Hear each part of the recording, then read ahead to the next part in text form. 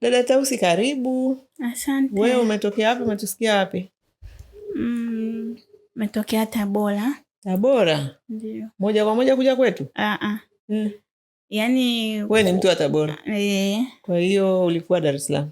Dar es Salaam nimekuja kama na mwezi mmoja. Na ulikuwa umekuja kwa ajili ya nini? Nimekuja kwa ajili ya kumsalimia dadangu. Okay. Ikawaje sasa?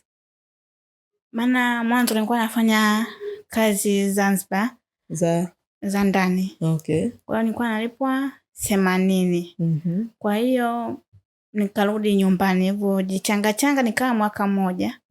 Karudi zangu nyumbani. Nikanunua kiwanja, baadaye nikarudi tena kwa dada, ndio nikamwambia bora nitafute kazi. Nikatafuta kazi nikapata.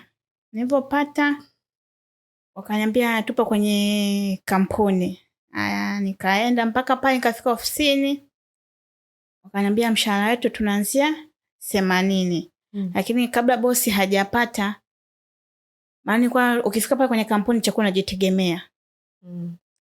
Baadaye akasema bosi kabla hajapata, maana hapa kuna dawa za asili, mtakuwa mnatembeza mnapata hela ya kufanya ya kula. Umeelewa? Katika utembeza ndo yule tukakutana na mama mmoja hivi. Ndo nikamsimulia, akasema kwani hujaenda kwa Joyce Kile? Nikamwambia mimi simjui. Akasema basi subiri nikuandikia namba kwenye kikaratasi, maana simu nilikuwa nimeacha.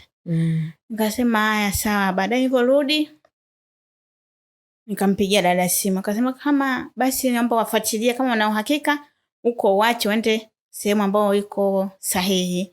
Na kweli nikapiga simu kapewa maelekezo. Baadaye nikarudi kwa dada, maana kuna nguo zingine nilibeba ambazo sio sahihi kwa hapa. Nikazirudisha, ndo nikajipanga upya, ndo nikaja. Okay. Haya, karibu. Asante. Kwa malengo yako ni nini sasa? Malengo yangu kwa sasa hivi napambana.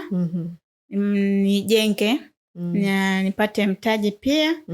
Ili niweze kukaa na mtoto wangu karibu. Una mtoto? Ndio. Yuko wapi sasa hivi? Yupo Tabora. Yuko na nani?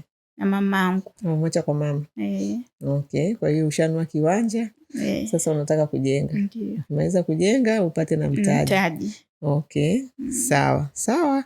Inawezekana kabisa, na sisi hapa tunawaambia mnaweza kabisa mkapanda. Mmesikia dada Siavera huyo? Alikuwa analipwa 300,000, akirudi anaenda kulipwa 500,000.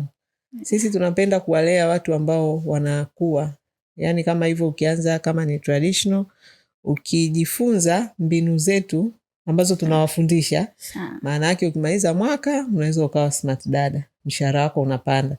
Kwa sababu wewe naona safari yako ni ndefu mpaka ujenge umalize, afu ukusanye mtaji. Unatakiwa sasa utumie hizo mbinu za kukua ambazo kuna wadada wamezitumia hapa na wanaenda vizuri, ingawaje sio wengi sana.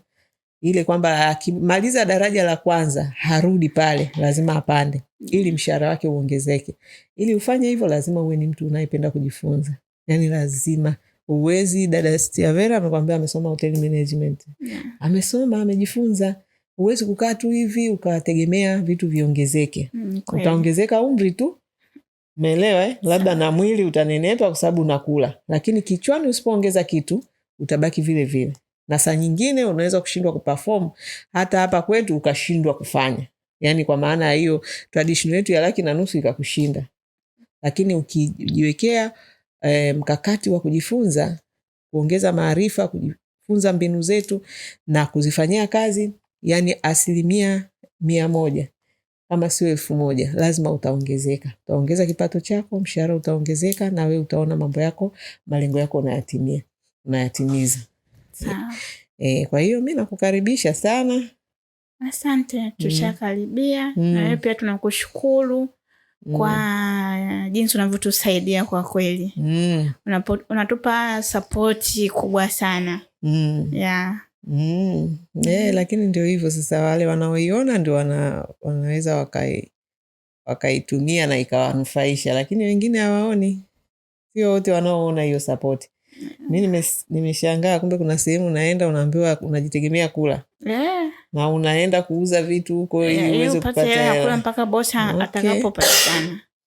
Unaona hapa kwetu nyie mnakula tu mnalala, si ndio? Na mafunzo juu na mishahara yetu mikubwa, maana na huko kwenyewe bado ni 80,000. Ufanye hivyo vyote bado mshahara unaanzia 80. Sasa ndio hivyo, lakini sisi kwa niseme kwa sheria zetu pia ni kali sana.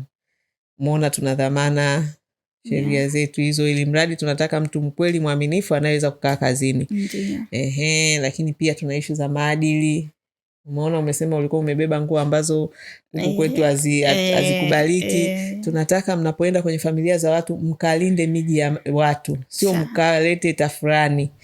Sisi ni wanawake, kwenye miji ya watu kuna ndoa za watu. Unapoenda na mavazi yako ambayo haeleweki, badala ya kuleta amani unaleta vurugu. Kwa hiyo sisi hatutaki kabisa, na hizo vurugu sio hela. Ukianza kuleta hizo vurugu hizo, utafukuzwa kazi. Bosi wako hawezi kukubali. Kwa hiyo tayari ushapata hasara. Sisi tunapata hasara, wewe unapata hasara.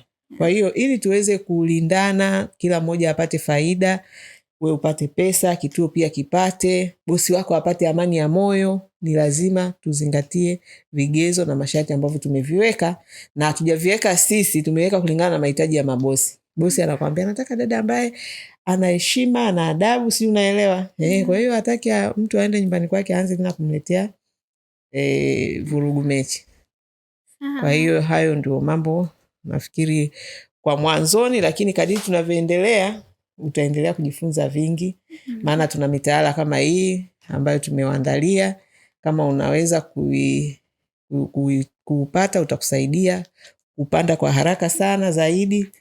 Lakini vinginevyo kwenye training zetu, kama una simu kubwa, kusikiliza vipindi vyetu, hivyo ndio vitu ambavyo vitakusaidia ukue kwa haraka.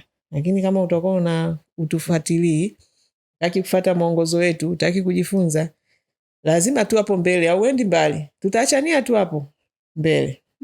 Umeelewa? Haya, dada Tausi, karibu sana. Asante.